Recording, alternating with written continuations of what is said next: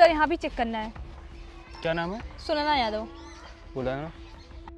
Excuse me, सुनिए। जी बताइए। हम सरकारी विभाग से आए हैं और हम ये चेक करने आए हैं कि आपको जो सरकार से सरकारी आवास मिला था उसका कार्य शुरू हुआ या नहीं। साहब वो तो क्या वो तो दिखाइए, किधर मकान बन रहा है? साहब मकान बनना अभी शुरू नहीं हुआ है। क्या अभी आप लोगों ने काम शुरू भी नहीं करवाया? फिर तो आप लोगों को दूसरी किस्त नहीं मिल सकती। साहब ऐसा मत कीजिए, हमारे लिए मकान बहुत ज़रूरी है। आपके हस्बैंड कहाँ हैं? बुलाइए उन्हें। साहब आप लोग रुकिए, मैं अभी बुला के लाती हूँ। कैसे कैसे लोग हैं, पहली किस्त मिले हुए बहुत दिन हो गए और इन्होंने अभी तक काम भी शुरू नहीं करवाया। सर आने दीजिए, देखते हैं उनके हस्बैंड क्या बहाना बनाते हैं। लो आ भी गए। यही है मेरे हस्बैंड। हाँ भाई, किधर घर बनवा रहे हो? साहब अभी तो मकान बनवाने का काम चालू नहीं करवाया है। क्यों, सारा पैसा खा गए? नहीं साहब, ऐसा नहीं है, काम शुरू करवा देंगे। अब कब शुरू करवाओगे? टाइम तो ख़त्म हो गया। मुझे तो लगता है 1 लाख रुपए आप लोग खा के बैठे हैं। नहीं साहब ऐसा नहीं है, हमने ईंट मंगवा लिया है, वो देखिए आपके पीछे। अच्छा हुआ आपने ईंटें मंगवा ली है, और बाकी का सामान? साहब वो दूसरी किस्त आएगी तो मंगवा लूँगा। आपका दिमाग तो ठीक है, आपको 1 लाख रुपए मिले थे और आपने 1 लाख रुपए में सिर्फ इतने ईंटें मंगवाए और बाकी के सामान के लिए दूसरी किस्त का वेट कर रहे हैं। साहब पैसे कम पड़ गए थे इसलिए नहीं मंगवा पाए। अब आप लोगों को दूसरी किस्त के पैसे नहीं मिलेंगे। नहीं साहब ऐसा मत कीजिए साहब, आप देख ही रहे हैं कि हमारे पास घर नहीं है। देखिए मैंने पहले ही बोल दिया है, मुझे आप लोगों को कोई बहाना नहीं सुनना। Excuse me. मैडम साहब को समझाइए ना। देखिए मैं कुछ नहीं कर सकती, सर किसी का नहीं सुनते हैं। मैडम आप चाहेंगी तो हमारा घर बन जाएगा, नहीं तो हमें झोपड़ी में ही रहना पड़ेगा। अच्छा ये बताइए, आपके पीछे जो मकान है ये किसका है? मैडम ये हमारे बड़े भाई का है, हम लोग तो इस झोपड़ी में रहते हैं। आप लोगों को इतना पैसा मिला था, आप लोग चाहते तो आप लोगों का घर बन जाता। मैडम गलती तो हो ही गई है, आप एक बार सर से बात कर लीजिए, हो सकता है सर मान जाएं। मुझे माफ़ कीजिए, मैं कुछ नहीं कर सकती। आप लोगों का कुछ नहीं हो सकता। दिव्या, इनके सेकेंड किस्त का फॉर्म रिजेक्ट कर दो। नहीं साहब ऐसा मत कीजिए साहब।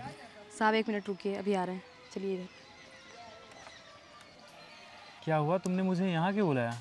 देखिए ये लोग मान ही नहीं रहे हैं, मैं आपको पहले ही बोल रही थी कि सारा सामान मंगवा लीजिए। अब क्या करेंगे बताइए। अब तो गलती हो ही गई है, मुझे भी नहीं समझ आ रहा है कि अब क्या करूं। एक काम कीजिए, इनको भी कुछ पैसे खिला दीजिए, तब ये मान जाएंगे। हाँ तुम सही कह रही हो, हमने सेक्रेटरी को भी पैसे खिलाए थे, तभी तो हम लोगों को आवास मिला। हाँ तो बात कीजिए ना, ये भी मान जाएंगे। हाँ बात करते हैं, लेकिन मुझे तो मुश्किल लग रहा है। देख रही हो, ऐसे लोगों का घर कभी नहीं बन पाता। इन्हें पैसे तो मिलते हैं लेकिन वो पैसा इधर उधर ख़त्म कर देते हैं। सर ऐसे लोगों के साथ क्या किया जाए मुझे तो समझ में ही नहीं आता।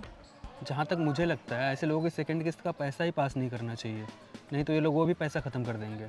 सर इन्हें जाने दीजिए, ये लोग बड़े मासूम हैं। नहीं, मैं ऐसे लोगों को इतनी आसानी से माफ़ नहीं कर सकता।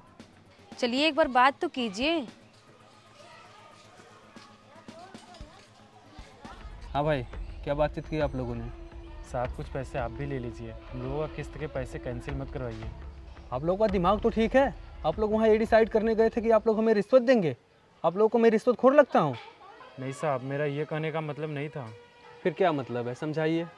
साहब आवास के लिए मैंने सेक्रेटरी को पैसे दिए थे, इसीलिए मैं सोचा कि साहब आपको भी दे दूंगा तो आप मान जाएंगे। सेक्रेटरी ने आवाज़ देने के बदले आप लोगों से रिश्वत खाई? नाम क्या है उसका बताइए। नहीं साहब जाने दीजिए, मैं उनका नाम बता दूंगा तो उन्हें बुरा लग जाएगा, वो नाम बताने के लिए मना किए हैं। और अगर आपने नहीं बताया तो आपकी फर्स्ट किस्त के जो पैसे हैं वो भी आपको वापस करने पड़ जाएंगे, इसलिए चुपचाप नाम बता दीजिए। साहब उनका नाम अरुण राघव है। अच्छा दिव्या, मेंशन करो इस नाम को। इस अरुण को तो सबक सिखाना पड़ेगा। साहब माफ़ कर दीजिए, हमसे गलती हो गई। देखिए, रिश्वत लेना और देना कानूनन अपराध है, इसलिए आप लोग किसी को भी रिश्वत मत दीजिए, नहीं तो आप लोग जेल भी जा सकते हैं। साहब क्या करूं, हमारी मजबूरी थी, हम पैसे नहीं देते थे, हमें आवास नहीं मिलता। सर ये सच बोल रहे हैं, कुछ लोग रिश्वत खाए बिना काम ही नहीं करते।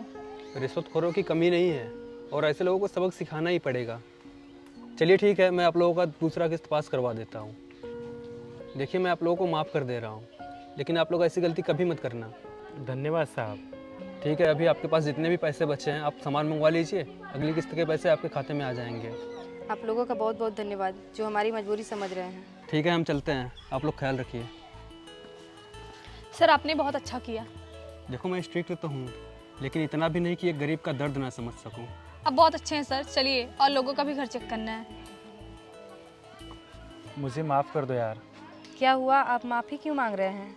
जब से पैसे मिले हैं तब से मैं काम पे नहीं गया। अगर मैं काम पे जाता तो इतने पैसे खर्च ना होते। ये सब मेरे वजह से हुआ है। आप मुझे भी माफ़ कर दीजिए, मैंने भी फालतू में पैसे इधर उधर खर्च कर दिए। वो तो अच्छा हुआ कि ये लोग आए, नहीं तो कोई और आता तो पता नहीं क्या होता। चलिए ठीक है, जो भी पैसे है उससे सामान मंगवा लीजिए। तुम पैसे लाओ, मैं अभी जा रहा हूँ सामान लेने।